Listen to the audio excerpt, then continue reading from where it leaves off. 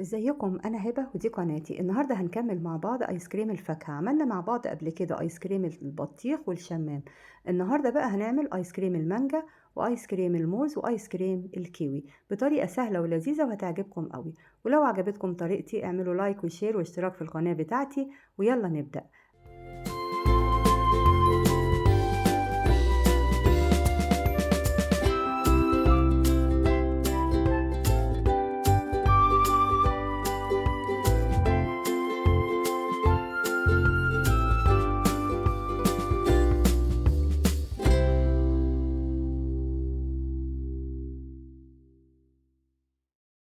اول ايس كريم هنعمله ايس كريم الكيوي.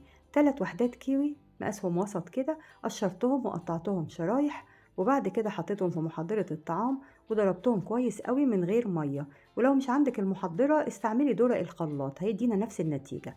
حطيتهم بقى كده وحطيت معاهم نقطة لون طعام واحدة بس لونها اخضر. لو مش حابة ان انت تحطيها مفيش مشكلة، هو اللون هيطلع معاكي افتح شوية بس برضه هيبقى جميل. ضربته بقى كويس كده قوي، وبعدين ضفت له نص كوباية كريم شانتيه ومعلقتين كبار زبادي ومعلقتين كبار عسل.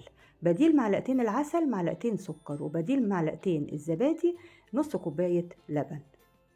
ضربنا بقى كويس كده، وبعدين خدته في العلبة اللي هنحطها بقى في الفريزر، وتهزيها كويس كده لو فيها اي فقاعات هواء تطلع، وتقفليها كويس وعلى الفريزر. المانجا كوبايتين مانجا متقطعين بالشكل ده، حطيتهم في محضرة الطعام وعليهم معلقتين الزبادي ومعلقتين العسل، وضربتهم كويس قوي برضو من غير مية. احنا اي حاجة هنعملها النهاردة من غير مية، لحد ما بقت بيوريه بالشكل ده. ضفت لها نص كوباية الكريم شانتيه وضربتها تاني 5 دقايق، وبعدين حطيتها في العلبة. طريقة بسيطة جدا وسهلة، والمقادير بتاعتنا معقولة جدا جدا.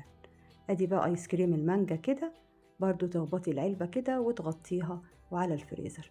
بالنسبة بقى للموز 4 وحدات موز قطعتهم شرايح كده، وعصرت عليهم نص ليمونة علشان اللون ما يغيرش، وبعدين نزلتهم في محضرة الطعام.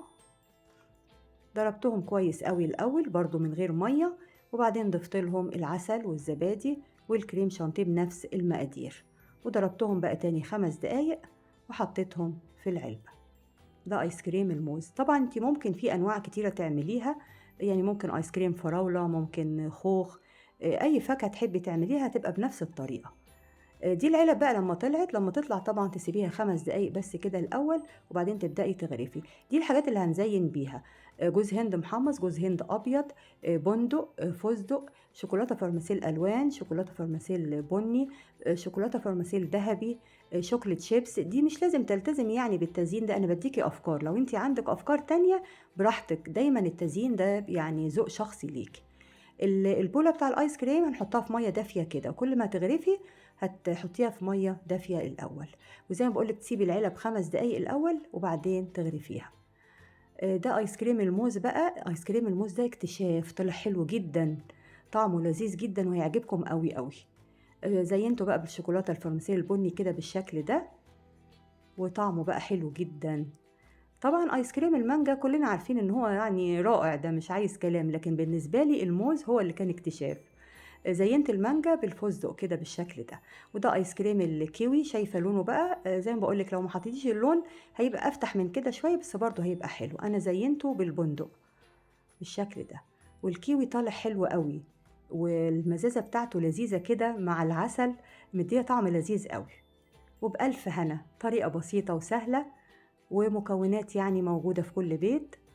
ولو عجبتكم بقى طريقة الايس كريم بتاعتي النهاردة اعملوا لايك وشير واشتراك في القناة بتاعتي، وباي باي.